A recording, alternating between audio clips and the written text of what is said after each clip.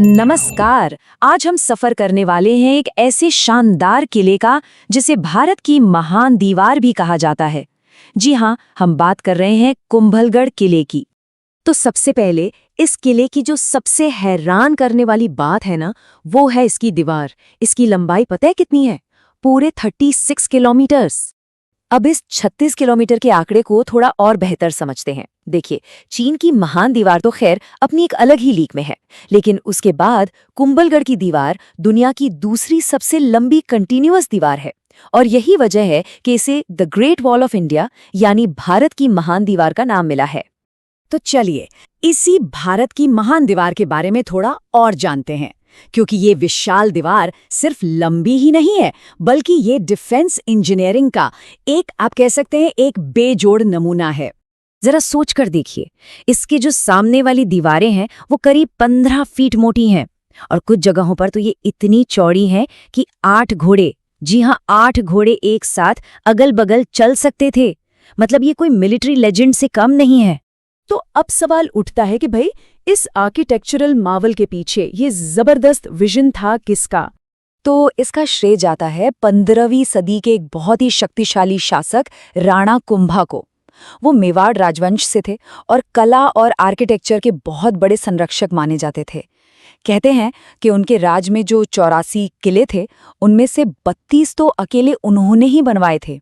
और इस किले का इतिहास वो खुद इसकी ताकत की गवाही देता है। देखिए, 1443 में इसका कंस्ट्रक्शन शुरू हुआ। उसके बाद इस पर कितने ही हमले हुए। गुजरात के अहमद शाह ने कोशिश की, महमूद खिलजी ने कोशिश की, पर यह किला हमेशा अजेय रहा। सिर्फ एक बार, वो भी धोखे से, मुगल जनरल शाहबाज खान इसे जीत पाया था, जिसे बाद में महाराणा प्रताप ने वापस हासिल कर लिया। तो बात करते हैं कि ये किला इतना अभेद्य, इतना इम्प्रेग्नेबल क्यों था।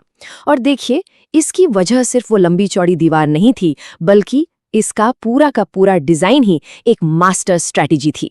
इसकी सुरक्षा की पहली लेयर वो थे 7 विशाल और भारी भरकम किले बंद दरवाजे, जिन्हें पोल कहते हैं।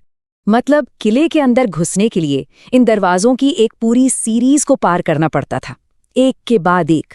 आडेट पोल, हल्ला पोल, हनुमान पोल, और हर दरवाजा, हर पोल हमलावर सेना के लिए एक तरह का डेडली चेक पॉइंट था। इन्हें पार करना लगभग नामुमकिन था।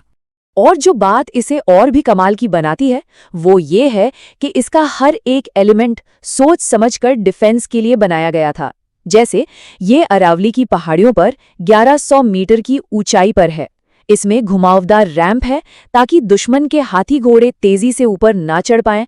और तो और इसमें कई खुफिया जाल और घेराबंदी के वक्त भागने के लिए गुप्त सुरंगें भी थीं। लेकिन कुंभलगढ़ सिर्फ अपनी मिलिट्री ताकत के लिए ही नहीं जाना जाता। ये किला इतिहास और आस्था का भी एक बड़ा केंद्र था। ये मेवाड़ की विरासत का दिल था और उसका आध्यात्मिक कोर भी। और इसकी सबसे बड़ी और अहम वजह यह है कि ये किला महान योद्धा महाराणा प्रताप की जन्मभूमि है। भारतीय इतिहास के सबसे सम्मानित योद्धाओं में से एक यहीं पैदा हुए थे। ये बात इसे और भी ज्यादा खास बना देती है। और यही बात इस किले के दोहरे मकसद को दिखाती है। ये सिर्फ एक फौजी अड्डा नहीं था। इसकी दीवारों के अंदर 360 से भी ज्यादा मंदिर हैं। 360! तो आप समझ सकते हैं कि ये पूरा कॉम्प्लेक्स एक जीता जागता आध्यात्मिक केंद्र भी था।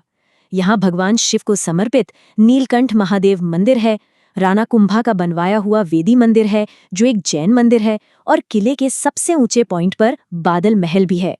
मतलब सैन्य शक्ति और गहरी आस्था का एक अनोखा संगम। तो अब आते हैं इसके आज के महत्व पर। मेवाड़ का ये गौरव आज सिर्फ भारत तक ही सीमित नहीं है, बल्कि पूरी दुनिया में इसे एक खास पहचान मिली है। जी हाँ, साल 2013 में कुंभलगढ़ को यूनेस्को ने वर्ल्ड हेरिटेज साइट का दर्जा दिया।